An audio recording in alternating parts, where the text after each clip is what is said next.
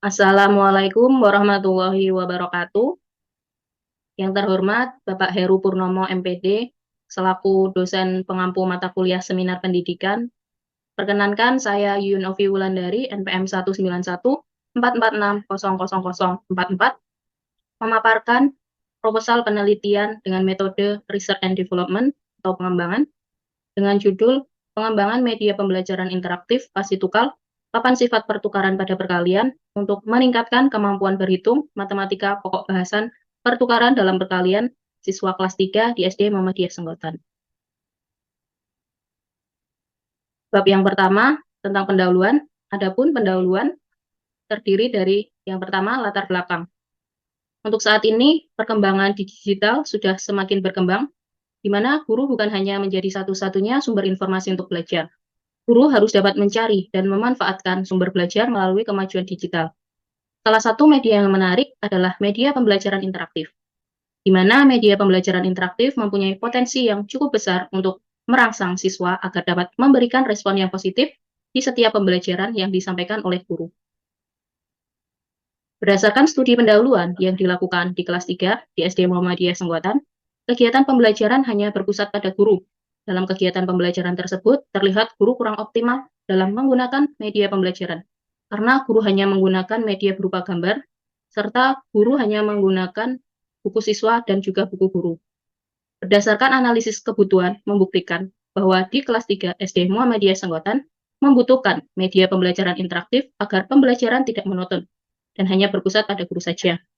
Dan juga terlebih di SD Muhammadiyah Senggotan ini belum tersedia media pembelajaran interaktif. Yang kedua, mengenai identifikasi masalah. Adapun identifikasi masalah dalam penelitian ini, yang pertama, terdapat beberapa siswa kelas 3 kurang memperhatikan penjelasan dari guru. Yang kedua, jarang terjadi reaksi dari siswa kelas 3 untuk bertanya dan menanggapi pada saat pembelajaran. Yang ketiga, kegiatan pembelajaran hanya berpusat pada guru saja. Yang keempat, guru kurang optimal dalam penggunaan media pembelajaran. Dan yang kelima, terdapat beberapa siswa kelas 3 yang kurang meminati mata pelajaran matematika, sehingga kemampuan berhitung siswa masih kurang. Adapun pembatasan masalah, yaitu guru kurang optimal dalam menggunakan media pembelajaran. Oleh karena itu, perlu adanya pengembangan media pembelajaran interaktif pasitukal, papan sifat pertukaran dalam perkalian. Serta media pembelajaran interaktif pasitukal ini digunakan dalam pokok bahasan pertukaran dalam perkalian untuk dapat meningkatkan kemampuan berhitung siswa kelas 3. Adapun yang menjadi rumusan masalah dalam penelitian ini, yang pertama, bagaimana kelayakan pengembangan media pembelajaran interaktif pasitukal, papan sifat pertukaran pada perkalian untuk meningkatkan kemampuan berhitung matematika, pokok bahasan pertukaran dalam perkalian siswa kelas 3 di SD Muhammadiyah Senggotan.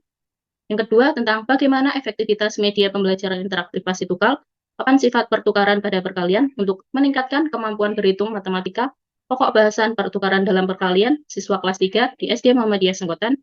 Yang ketiga, tentang bagaimana kepraktisan pengembangan media pembelajaran interaktif pasitukal, papan sifat pertukaran pada perkalian untuk meningkatkan kemampuan berhitung matematika pokok bahasan pertukaran dalam perkalian siswa kelas 3 di SD Muhammadiyah Senggotan. Tujuan dari penelitian ini untuk membuktikan kelayakan pengembangan media pembelajaran interaktif pasitukal. Yang kedua, untuk membuktikan efektivitas media pembelajaran interaktif pasitukal. Dan yang ketiga, untuk membuktikan kepraktisan media pembelajaran interaktif pasitukal. Adapun spesifikasi produk yang peneliti kembangkan, media pembelajaran interaktif pasitukal ini memanfaatkan salah satu perangkat komputer Microsoft Office, yaitu Microsoft PowerPoint, di mana media pembelajaran interaktif pasitukal ini digunakan pada mata pelajaran matematika kelas 3 di SD Muhammadiyah Senggotan. Dan media pembelajaran interaktif pasitukal ini didesain dengan beberapa menu yang menarik perhatian siswa terhadap materi pelajaran matematika. Media pembelajaran interaktif ini memanfaatkan perangkat komputer, tentunya dilengkapi dengan berbagai pilihan menu. Adapun manfaat pengembangan, yang pertama, manfaat secara teoritis. Diharapkan penelitian ini dapat dijadikan referensi bagi para pendidik untuk ke depan dalam hal melaksanakan pembelajaran matematika. Yang kedua, manfaat secara praktis. Adapun manfaat secara praktis bagi peneliti dapat menghasilkan produk berupa media pembelajaran interaktif. serta bagi siswa diharapkan dapat memudahkan siswa dalam memahami materi, serta bagi guru dapat membantu guru untuk memudahkan dalam menyampaikan materi. Asumsi pengembangan yang peneliti kembangkan dengan adanya media pembelajaran interaktif Pasitukal ini diharapkan dapat membantu guru untuk mempermudah dalam menyampaikan materi pelajaran. Adapun bab yang kedua mengenai kajian teori. Kajian teori ini terdapat beberapa subbab. Subbab yang pertama yaitu tentang media pembelajaran interaktif. Menurut Rohmalia Wahab dalam Pursanto tahun 2021, halaman 152, media pembelajaran interaktif merupakan alat yang digunakan oleh guru dalam pembelajaran, di mana guru berperan sebagai pemeran utama dalam menciptakan situasi yang interaktif serta edukatif. Adapun sub materi yang kedua yaitu tentang pembelajaran matematika di SD. Menurut Widyasari et al. Dalam Anggraini tahun 2021, halaman 2418, pembelajaran matematika adalah ilmu yang mempelajari tentang perhitungan, pengkajian dengan menggunakan nalar, dan kemampuan berpikir secara logika. Sub yang ketiga yaitu mengenai materi pertukaran pada perkalian. Menurut Putri dalam Pohan 2021 halaman 20 menjelaskan bahwa perkalian merupakan konsep dalam matematika yang seharusnya dipelajari anak-anak setelah mereka dapat mempelajari penambahan dan pengurangan. Dalam materi perkalian terdapat beberapa sifat, salah satunya yaitu sifat komutatif atau pertukaran. Submateri yang keempat yaitu tentang pengembangan media pembelajaran interaktif. Pengembangan media pembelajaran interaktif ini memanfaatkan program Microsoft Office yaitu Microsoft PowerPoint, di mana media pembelajaran interaktif ini didesain dengan menampilkan berupa slide-slide pada PowerPoint, tentunya didesain dengan berbagai menu untuk dapat menarik perhatian siswa. Sub berikutnya yaitu mengenai kemampuan berhitung. Menurut Munandar dalam Alwi 2021, halaman 106, kemampuan didefinisikan sebagai daya untuk dapat melakukan suatu tindakan sebagai hasil dari latihan.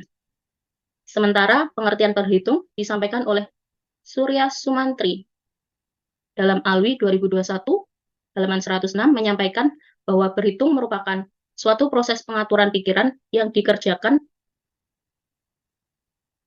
oleh seseorang dengan maksud agar mampu berpikir secara teratur melalui kegiatan berhitung. Menurut Rahayu 2019, halaman 112, karakteristik siswa sekolah dasar yang pertama, senang bermain.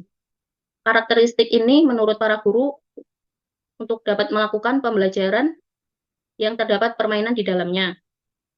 Guru sekolah dasar harus mampu mendesain model pembelajaran yang di dalamnya memuat suatu permainan. Intinya, kegiatan pembelajaran didesain dengan serius tetapi tetap dilaksanakan secara santai. Yang kedua, senang bergerak. Siswa sekolah dasar tidaklah sama dengan orang dewasa, di mana orang dewasa dapat duduk berjam-jam, tetapi siswa sekolah dasar paling lama hanya sekitar 30 menit saja. Oleh karena itu, guru hendaknya dapat merancang kegiatan pembelajaran yang memungkinkan siswa dapat melakukan kegiatan pembelajaran untuk dapat berpindah tempat atau bergerak. Yang ketiga yaitu senang bekerja dalam kelompok. Dengan adanya kegiatan dalam berkelompok memungkinkan siswa untuk belajar tentang setia kawan, belajar untuk tidak tergantung pada orang lain, serta belajar tentang keadilan. Yang keempat yaitu tentang senang melakukan secara langsung. Dilihat dari teori perkembangan kognitif, siswa sekolah dasar memasuki tahap operasional konkret. Dari apa yang dipelajari di sekolah, siswa belajar untuk menghubungkan konsep-konsep yang baru yang ia terima, kemudian dihubungkan dengan konsep lama. Oleh karena itu, guru hendaknya dapat merancang pembelajaran yang memungkinkan siswa dapat terlibat langsung dalam kegiatan pembelajaran yang dilakukannya.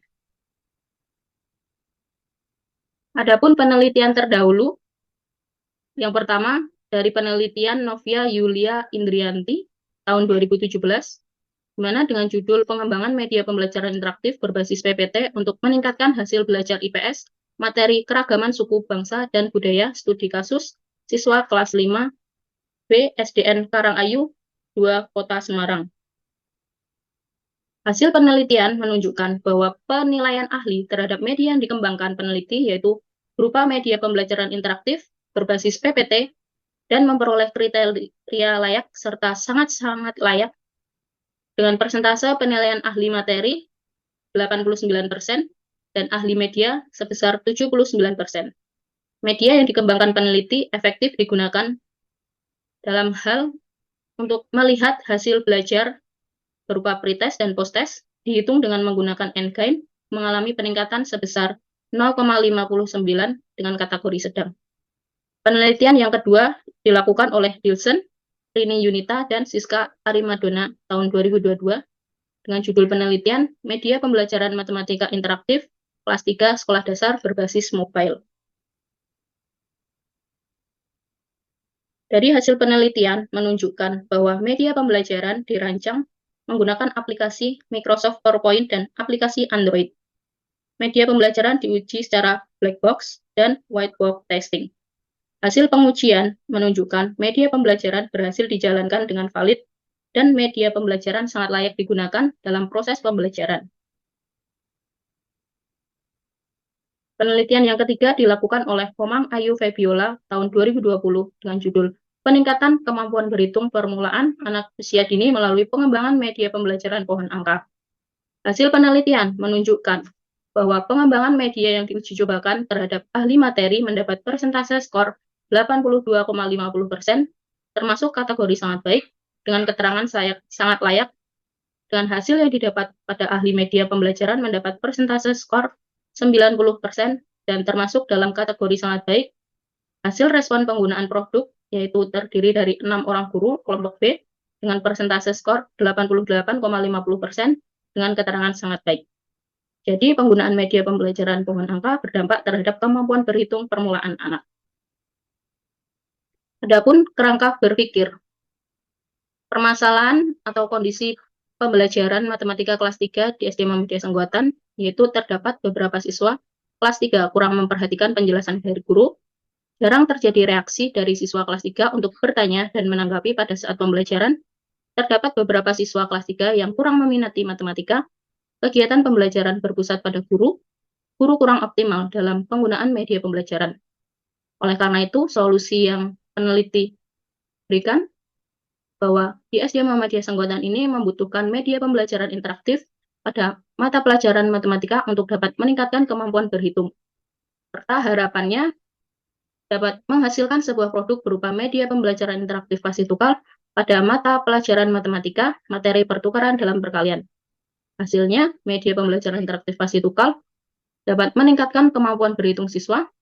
Media pembelajaran interaktif pasti tukar dapat memudahkan siswa dalam memahami materi pertukaran dalam perkalian pada mata pelajaran matematika. Adapun yang menjadi pertanyaan penelitian, yang pertama, bagaimana kelayakan pengembangan media pembelajaran interaktif pasti tukar, papan sifat pertukaran pada perkalian untuk meningkatkan kemampuan berhitung matematika, pokok bahasan pertukaran dalam perkalian, siswa kelas 3 di SD Muhammadiyah Senggwatan. Yang kedua, tentang bagaimana efektivitas media pembelajaran interaktif pasti tukar, papan sifat pertukaran pada perkalian untuk meningkatkan kemampuan berhitung matematika, pokok bahasan pertukaran dalam perkalian, siswa kelas 3 di SD Muhammadiyah Senggwatan. Yang ketiga, tentang bagaimana kepraktisan media pembelajaran interaktif pasti tukar, papan sifat pertukaran pada perkalian untuk meningkatkan kemampuan berhitung matematika, pokok bahasan pertukaran dalam perkalian, siswa kelas 3 di SD Muhammadiyah Senggwatan. Kemudian, bab yang ketiga terdiri dari yang pertama, metode penelitian. Karena penelitian ini merupakan penelitian yang menghasilkan sebuah produk, maka metode yang digunakan dalam penelitian ini adalah penelitian dan pengembangan atau Research and Development atau R&D. Karena menurut pendapat Sugiono tahun 2015 halaman 297 menjelaskan bahwa penelitian R&D adalah suatu rangkaian proses untuk mengembangkan suatu produk baru ataupun menyempurnakan produk yang telah ada sebelumnya.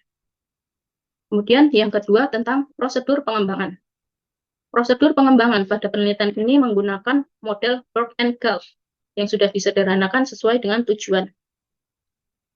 Model Berg and Galt ini terdapat 10 tahap pengembangan. Akan tetapi peneliti melakukannya hanya sampai tahap ke-8 karena sesuai dengan kebutuhan penelitian yaitu untuk membuktikan kelayakan, keefektifan, dan kepraktisan media pembelajaran interaktif. Yang pertama, yaitu tentang studi pendahuluan. Tahap pertama dari model Berg and Gall merupakan penelitian dan pengumpulan data melalui studi literatur dan studi pendahuluan. Studi literatur, peneliti melakukan pengkajian terhadap beberapa jurnal terkait landasan pelaksanaan pengembangan. Sementara untuk studi pendahuluan, peneliti mengobservasi, mengamati kelas di SD Muhammadiyah Senggotan. Yang kedua, merencanakan penelitian. Tahap kedua yaitu perencanaan dengan melakukan perumusan kemampuan terkait permasalahan yang terjadi. Hal ini perlu dilakukan karena pada tahap ini adalah saat merumuskan tujuan penelitian, di mana tujuan tersebut untuk dapat memberikan informasi dengan tepat terkait pengembangan produk. Yang ketiga, yaitu pengembangan desain. Tahap ketiga terdiri dari penyiapan pengembangan desain terhadap bahan-bahan pelajaran. Tujuan pengembangan terkait bentuk produk yang akan dibuat dan dikembangkan, serta prosedur yang terdapat dalam rancangan pembelajaran. Tahap ini dilakukan dengan validasi terkait desain awal produk yang dikembangkan.